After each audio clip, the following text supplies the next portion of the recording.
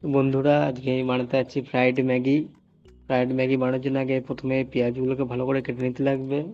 আমি আরও অনেক কিছু নিয়েছি, পেঁয়াজ, টমেটো, লঙ্কা আর রসুন। তোমরা চাইলে আরও অনেক কিছু নিতে পারো, যেমন ক্যাপসিকাম, বিনস।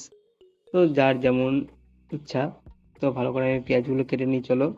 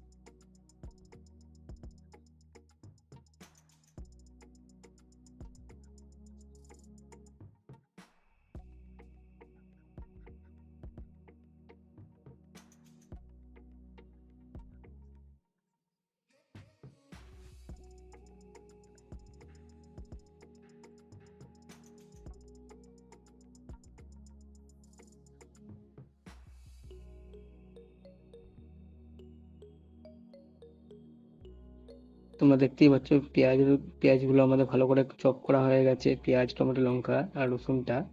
চলো, এবার কিচেনে এসে গেছি। কিচেনে কড়াই গরম, হালকা গরম হতে তেলটা দিয়ে দিলাম। আর তেলটা হালকা গরম হলে তার মধ্যে পেঁয়াজটা ফার্স্টে দিয়ে দেবো। তেল হালকা গরম হয়ে গেছে, আর পেঁয়াজটা দিয়ে দিই। আর পেঁয়াজটা দিয়ে হালকা একটু ভেজে নিয়ে তারপরে কিছুক্ষণ পরে, ভাজার পরে তারপর টমেটো, লঙ্কা আর রসুনটা দেবো। পেঁয়াজটা দিয়ে তোমরা সবাই একটু খুন্তি দিয়ে নিয়ে নেবে, তাহলে কিন্তু পেঁয়াজটা আটকে যাবে।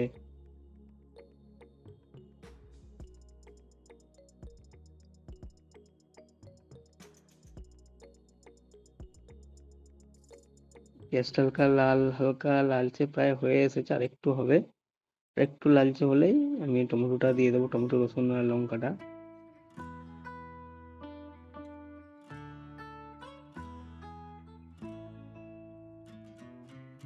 এই যে হয়ে এসেছে পেঁয়াজটা প্রায়। তাহলে এবার দিয়ে দিই টমেটো আর রসুন, লঙ্কাটা। হ্যাঁ, আমাদেরকে বেশি এগুলো কষাতে হবে না, কারণ আমরা এটা মাংস বানাচ্ছি না। তো মাংসের মতো তো এটা কষানোর দরকার নেই, হালকা মানে ভেজে নিলেই যথেষ্ট। বেশি কষালে অতটা ভালো লাগবে না, যেহেতু ম্যাগি বানাচ্ছি আমরা। এটা হালকা একটু ভেজে নিলে একটু কাঁচা, একটু ফ্রাইও লাগবে, টেস্ট একটু ফ্রাইয়ের মতো লাগবে, পেঁয়াজ রসুনগুলো একটু কাঁচা কাঁচাও লাগবে। তাহলে জিনিসটা খেতে ভালো লাগবে। বেশি কষে নিলে তখন অতটা টেস্ট লাগবে না ম্যাগির ক্ষেত্রে এটা। এটা হয়ে গেছে, এবার একটু জল দিয়ে দিই পরিমাপ মতো।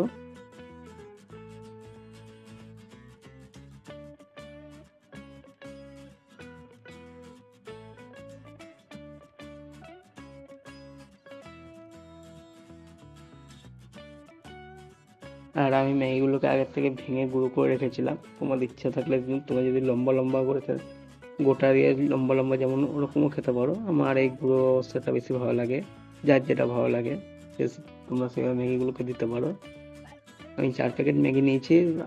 তো আমার সাথে আমার বাড়ির লোকে যাতে খেয়ে সকালের টিফিনটা হয়ে যায়, একবারে বানিয়ে নিচ্ছি আমি।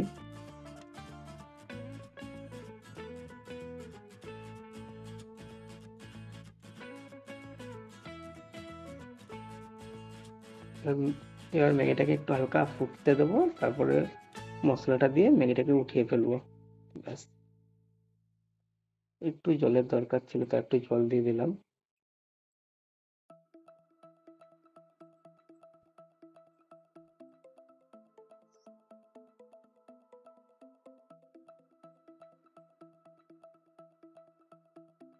ম্যাগিগুলো ফুটে এসেছে, এবার মশলা দেওয়ার পালা।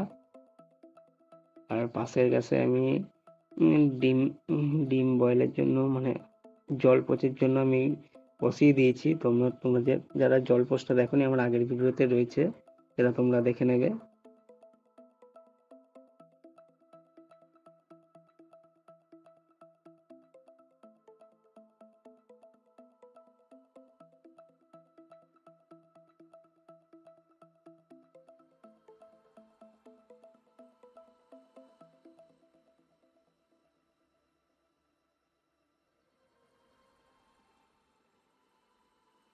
মশলা দেওয়া শেষ, এবার একটু নেড়ে জলটাকে হালকা শুকিয়ে ম্যাগিটাকে সার্ভ করে নেবো, ব্যাস, সিম্পল।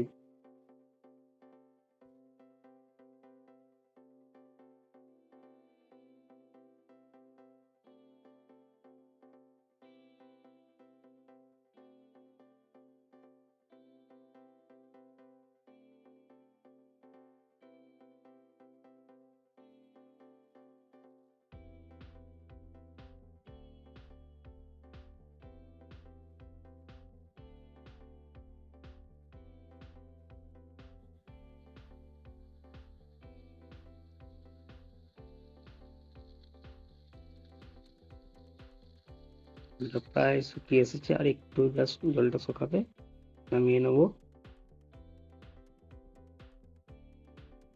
হয়ে গেছে।